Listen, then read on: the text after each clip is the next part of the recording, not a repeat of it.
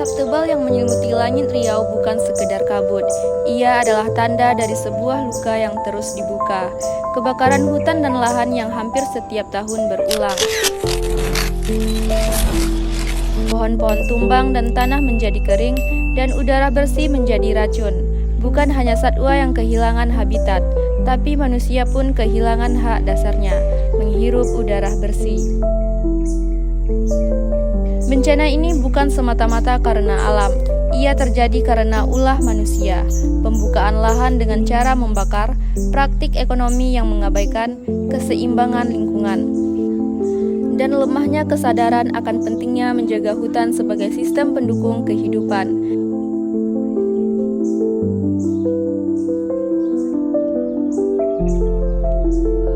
Namun sesungguhnya, masyarakat Melayu Riau memiliki akar budaya yang kuat dalam menjaga harmoni dengan alam. Jauh sebelum konsep lingkungan hidup modern berkembang, mereka telah menerapkan aturan yang dikenal sebagai pantang larang hutan. Ini adalah bentuk kearifan lokal yang mengatur interaksi manusia dengan hutan secara bijak. Larangan-larangan ini sudah ada sejak dahulu, sehingga tidak ada yang dapat untuk menghilangkan satu atau beberapa warisan kearifan lokal ini. Dengan adanya larangan-larangan ini akan dapat membuat masyarakat dapat menjaga dan melindungi hutan demi kehidupan di masa yang akan datang. Adanya larangan ini juga akan memberikan sanksi bagi mereka yang melanggarnya. Istilah adat Rumbio adalah adat Sobono adat, Bajalan Luruy Bakatobono, merupakan ajaran untuk mentaati kearifan lokal yang sejak dahulu sudah ada dan hendaknya setiap bertindak haruslah tindakan yang lurus, dalam berkata haruslah yang benar. Masyarakat hutan larangan adat juga sangat menerapkan tangan mencencang, bahu memikul, yang artinya setiap tindakan yang kita lakukan, kita harus siap juga menerima risikonya. Pantang larang hutan menetapkan kawasan-kawasan yang tidak boleh diganggu. Ada bagian hutan yang dianggap keramat, tempat tinggal makhluk atau roh penjaga, ada pohon-pohon besar yang tidak boleh ditebang sembarangan. Dan ada waktu-waktu tertentu di mana hutan tidak boleh dimasuki untuk kegiatan apapun. Semua ini dilakukan bukan tanpa alasan, melainkan untuk menjaga keseimbangan antara manusia dan alam. Pantang larang ini tidak tertulis di atas kertas hukum, tetapi tertanam kuat dalam ingatan kolektif masyarakat, melalui cerita, nasihat, dan petuah orang tua. Nilai-nilai ini diwariskan dari generasi ke generasi. Salah satu petuah Melayu menyatakan bahwa jika kita menjaga hutan, maka hutan akan menjaga kita. Sebaliknya, jika hutan dirusak, maka alam akan menuntut balas dengan caranya sendiri.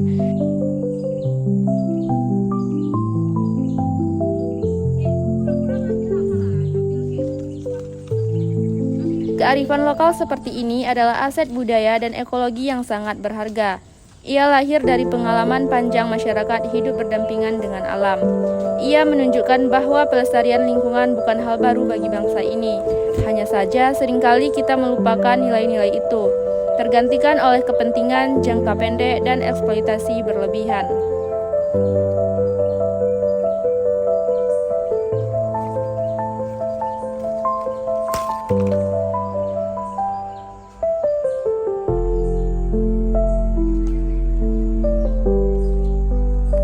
Kearifan lokal ini lebih tepat disebut dengan tradisi-tradisi yang ada di masyarakat, yang mana setiap aksi atau tindakan yang biasa dilakukan disesuaikan dengan aturan-aturan yang ada di masyarakat itu sendiri.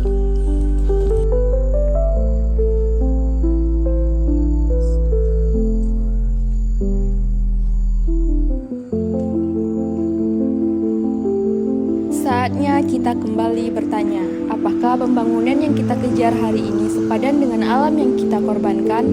Apakah keuntungan jangka pendek lebih penting dari keselamatan jangka panjang? Dan apakah kita rela mewariskan kepada anak cucu kita dunia yang lebih panas, lebih gersang, dan penuh bencana?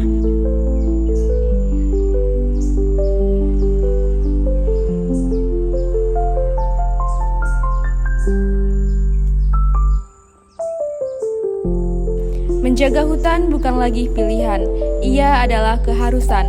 Dan kearifan lokal seperti pantang larang hutan adalah jalan yang telah terbukti mampu menjaga harmoni antara manusia dan alam.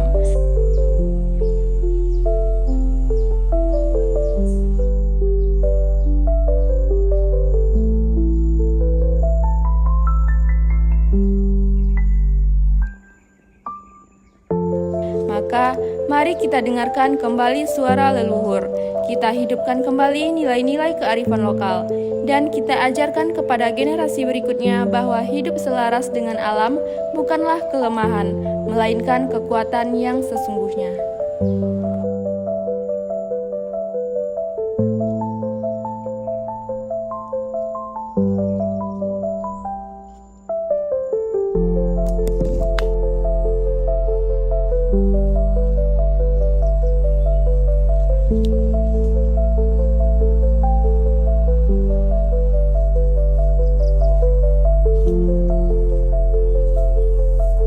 Dalam menghadapi krisis lingkungan seperti kebakaran hutan, kita perlu kembali belajar dari kearifan lokal, bukan hanya sebagai simbol budaya, tetapi sebagai bagian dari solusi. Pantang larang hutan bisa menjadi dasar untuk membangun kembali etika lingkungan yang berpihak pada kelestarian.